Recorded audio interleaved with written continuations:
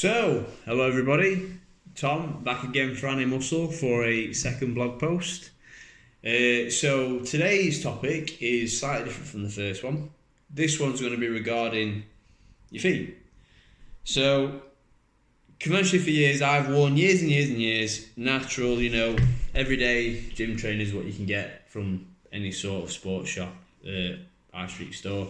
Typically big thick heel, narrow toe box, big pad cushioned insole, so it feels like you're walking on clouds, which, is nice, I guess, when you first get them. Then they do tend to wear out when you give them a bit of hammer. But I was starting to get problems with my toes, in getting a lot of cramp and a lot of pain and discomfort.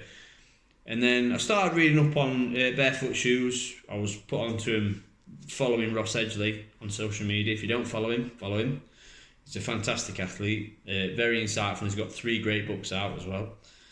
And he covered a topic about barefoot shoes and barefoot training.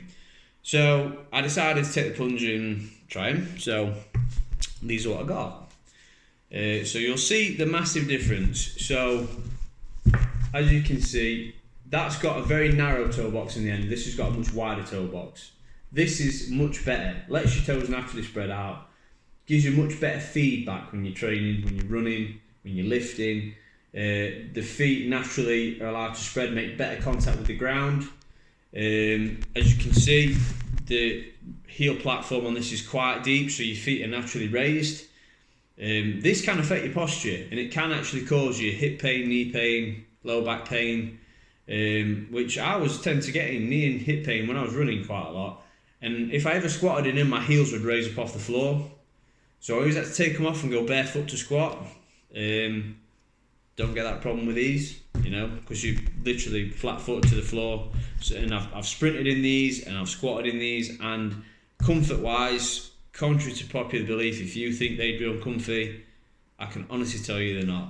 They are the comfiest gym trainers I've ever had. Even though there's no big padded cushioned insole in them, the soles tend to be between 2mm and 8mm, but for what they are, for how basic they are and the principle behind them, I'll go through some of the key benefits. So typically with a heel like this, the arch of the foot gets support. This can naturally weaken your feet without you even knowing, because it's sort of, you don't actively train your feet unless you tend to read into this like I did a bit. But your ankle, your muscles and your ligaments, your tendons, your ankles, your knees, your legs are all affected by your feet, by basically your shoes. So the best thing to do is you'll see a massive difference if you ever try them and you get a pair, you'll see a huge difference. I used to roll my ankles quite a lot in these. I've never had that problem with these ever since I've been building myself up in them. Felt really stable, really comfy. Best thing about it is the fact that I'm not getting any more pain in my toes at all. Because they can spread out on any movement, jumping, running, sprinting, heavy lifting, toes can naturally make better contact with the ground. That's a big thing for me, and that's been one of the main things that's I've really gotten to like. Now, obviously, typical shoes are quite rigid, structured and framed. All this fixes your foot. It fixes it into a desired orientation inside the shoe. So the shoe isn't fitting your foot, your foot's fitting the shoe. And no wonder I was getting problems, because you can just see there's very little movement and give. This, just, that's literally moulding to my foot, and my foot's telling that what to do when I'm training in it. And it's been one of the best gym hacks I've ever come across for using it, especially for strengthening my feet. Using these, you're less likely to get long-term health conditions like plantar fasciitis. So all in all, I've not really had any negative, cons to wearing them. They've just all been positive.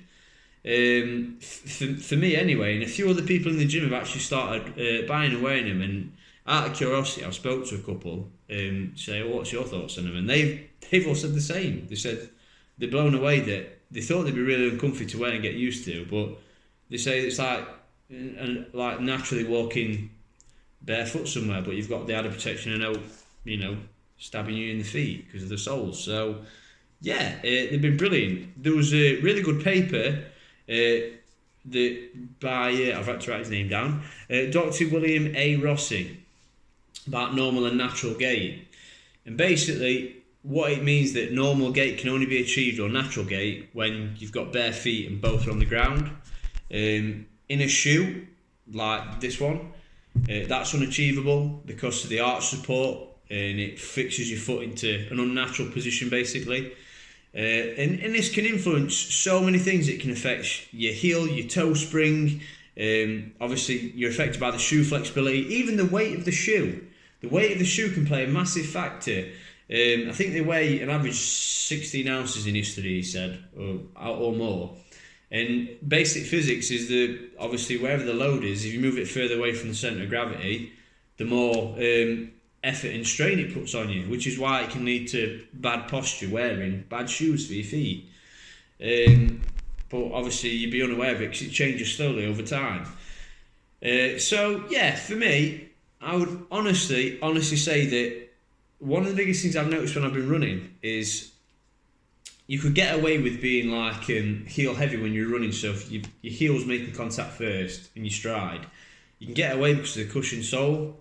You can't get away with that in this. So instead of the heel acting as a brake, you actually learn to run on the midfoot to toe. This is so much better for your stride efficacy. Instead of your heel acting as a brake, it acts as more of a spring to just improve your basic running stride pattern, your efficacy, your efficiency, and probably your overall speed. Which I did notice actually when I was trying to time some say 5k runs I was doing. I was knocking minutes off surprisingly with not being my fitness being any better, just because probably my technique was much better, and I was just being more efficient. So yeah, you can get expensive ones of these. I'm not going to lie, these are only a budget pair. If you buy from a name brand like such as Vibrams or Five Fingers, like the well-known ones with the split toes that everyone's seen and thought they were weird when they first came out, they can be up to an over £100 and range higher than that. These are just a budget pair. I am hopefully going to get some listed on the website, and I'll keep you updated if you're on the socials, and add them to the gym kit page, because I do think they're very worthwhile and people should definitely give them a go. And yeah, admittedly, these trainers, there's a lot of styles and they can look really nice with them, and I totally get it, because I used to buy gym trainers that looked well and I thought, oh yeah, they'll look well even though you're only in the gym, oh, he's got nice trainers, so you'd want to make a bit of a statement, a bit of peacocking. But I've changed massively from, instead of being style over substance, it's the other way around. And if you like me, I've got a lovely pair of boots that I wear for nice occasions like weddings or special parties, and they look lovely when you put them on, and they look great, but after an hour they are incredibly uncomfy and I just want to sit down and take them off.